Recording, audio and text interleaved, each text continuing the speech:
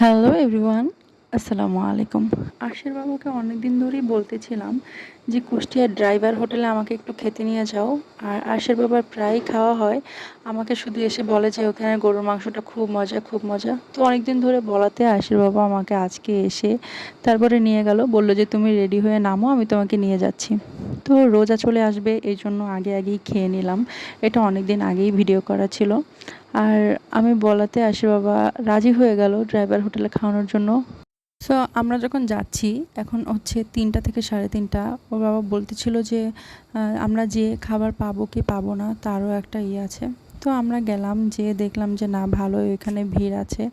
আর যে ওখানে আমরা খাবার অর্ডার করলাম, সেখানে গরুর মাংস নিয়েছিলাম।